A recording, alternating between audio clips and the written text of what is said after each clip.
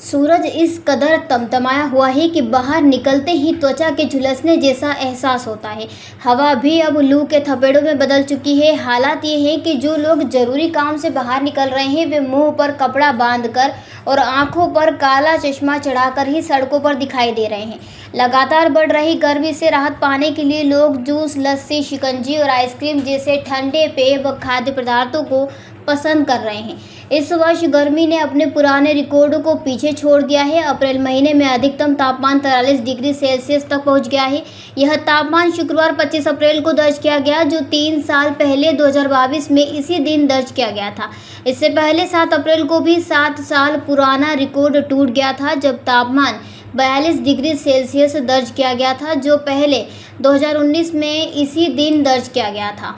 गर्मी के चलते लोग बेहाल हैं। मौसम विभाग ने हीट वेव चलने की चेतावनी दी है। मौसम विभाग के वैज्ञानिक डॉक्टर हरविंदर सिंह के अनुसार गर्मी अभी और बढ़ेगी।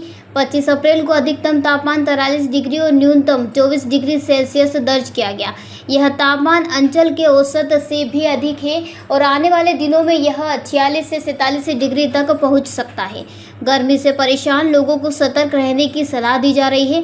मुरैना जिला अस्पताल के civil surgeon doctor Gajendra Singh Tomar ने बताया, गर्मी के मौसम में दोपहर 12 बजे से 3 बजे तक बाहर निकलने से बचें।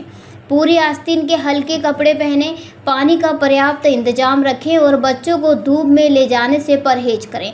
मौसम के बदलते मिजाज के साथ बीमारियां भी बढ़ सकती हैं, लेकिन अस्पतालों में पर्याप्त दवाइयों और विशेष वार्डों की व्यवस्था की गई है। आज का तापमान कितना है? आज मुरैना का जो अधिकतम तापमान है वो 43 डिग्री सेल्सियस है और न्यूनतम तापमान 24 डिग्री सेल्सियस है, जो कि पिछले 2 साल की तुलना में थोड़ा इस साल आज के दिन थोड़ा ज़्यादा है। और बाकी 2022 में इस तरह का तापमान रहा था। 22 के बाद आज फिर जो है 43 और 24 पे देखा गया है। क्या कारण है ये तापमान लगातार बढ़ता है या तपन पैदा हो रही है दिलों?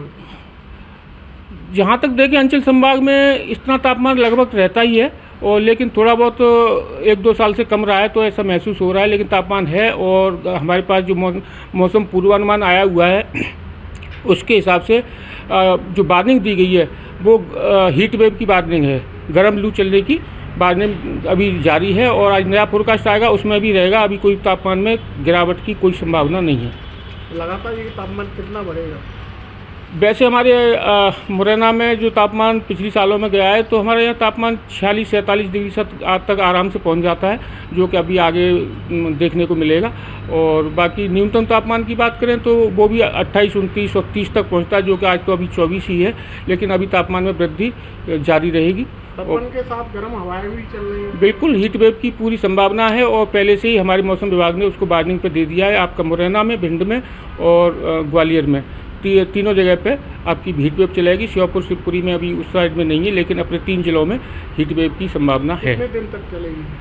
अभी आज नया फोरकास्ट आएगा। आज पुरानी फोरकास्ट थी, उसके हिसाब से तो आज तक था, लेकिन अब आगामी फोरकास्ट में भी शायद संभव है होगी, क्योंकि फिलहाल कोई थंडर स्टॉर्म में ऐसी कोई संभावना नहीं है, तो लू तो चलेगी अभी। लगातार गर्मी बढ़ती जा रही है, इसको लेकर लोगों को कैसी सुरक्षा करनी चाहिए? हाँ, गर्मी के सीजन में कोई व्यक्ति बाहर निकलता है तो सिर में तौलिया बांध के निकले, पूरी आस्तीन के कपड़े पहनना चाहिए। और 12 से 3 बजे के बीच में दोपहर जो पीक समय रहता है उस समय कम निकलें।